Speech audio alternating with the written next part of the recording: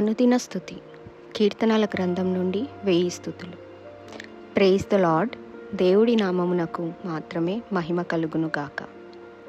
ఈ ఉదయకాలాన మనమంతా మన జీవితాలలో మరో ఉదయాన్ని దయచేసిన దేవదేవుణ్ణి స్తుతించి కొనియాడదామా? స్తుతి. అంతరింద్రియములను పరిశీలించు దేవా మీకు స్తోత్రములు. నీతిగల దేవా మీకు స్తోత్రములు. దుష్టుల చెడుతనము మాన్పు దేవా మీకు స్తోత్రములు. నీతిగల వారిని స్థిరపరచు దేవా మీకు స్తోత్రములు. యథార్థ హృదయులను రక్షించు దేవా మీకు స్తోత్రములు. దేవుడు సర్వాంతర్యామి. ఆయన సమస్తమును ఎరిగినవాడు. నిన్నును నన్నును ఎరిగినవాడు. మన అంతరింద్రియములను ఎరిగినవాడు. మన సుగుణాలను మన దుర్గుణాలను ఎరిగినవాడు.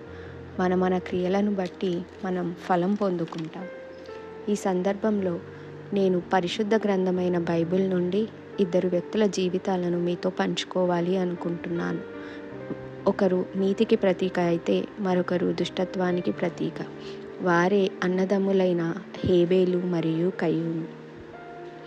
ఆదాము మరియు హవ్వలు యెహోవా దయ వలన 2 కుమారులను కనిరి. వారే జ్యేష్ఠుడైన కయ్యూను మరియు చిన్నవాడైన హేబేలు. హేబేలు గొర్రెలను కాచుకొనువాడు మరియు కయ్యూను భూమిని సేద్యపరిచేవాడు.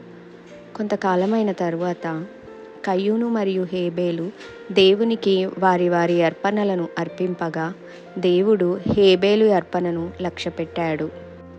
కయ్యూను అర్పణను లక్ష్యపెట్టలేదు. ఎందుకంటే దేవుడు హేబేలు నీతిని అతని హృదయపూర్వక అర్పణను ఎరిగినవాడు మరియు దేవుడు కయ్యూనులోని కోపాన్ని అసూయను ఎరిగినవాడు గనుక. అప్పుడు కయ్యూను మిక్కిలి కోపంతో ముఖంను చిన్నబుచ్చుకొనగా దేవుడు కయ్యూనుతో, నీకు కోపమేలా? ముఖము చిన్నబుచ్చుకొని ఉన్నావేమి? నీవు సత్క్రియ చేసిన ఎడల తలనెత్తుకొనవా అనెను. సత్క్రియ చేయని ఎడల పాపం పొంచియుండును అనెను.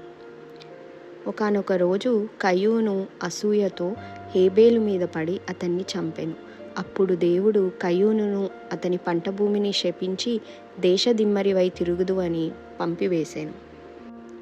కయ్యూను యొక్క కోపానికి కారణం తన తమ్ముని మీద అతనికున్న అసూయ. అసూయకు కారణం గర్వం, దురహంకారం, దురభిమానం. ఆధ్యాత్మిక గర్వమున్న వ్యక్తికి తన పాపం తనకే తెలియదు. యాకోబు పత్రిక 1:15లో చెప్పిన ప్రకారంగా దురాశ గర్భం ధరించి పాపమును కనగా పాపము పరిపక్వమై మరణమును కంటుంది. కయ్యూనులో కోపం అనే పాపం పరిపక్వమై మరణాన్ని, హత్యను కన్నది. వీటన్నిటికీ మూలం అసూయ, గర్వం, దురభిమానం. ఇవన్నీ దేవుని బిడ్డలకు తగని దుర్గుణాలు. మనం పాపాన్ని కప్పిపుచ్చుకునే ప్రయత్నం ఎన్నడూ చేయకూడదు. ప్రతి పాపానికి దేవుని దగ్గర పశ్చాత్తాపపడాలి. మరలా దాన్ని చెయ్యకుండా ఉండగలగాలి. అప్పుడే కదా నిజమైన పశ్చాత్తాపానికి అర్థం. మనము మనలోని అన్ని రకాల గర్వాలను, అసూయలను, అహంకారాన్ని విడిచి యేసు ప్రభువు వారు చెప్పిన ప్రకారంగా ఒకరినొకరును ప్రేమిద్దామా? ప్రార్థన. దీర్ఘశాంతుడవైన దేవా, పాపములను క్షమించువాడా, గర్విష్ఠుల యొక్క గర్వమును అణిచివేయువాడవైన దేవా, మీకు స్తోత్రములు.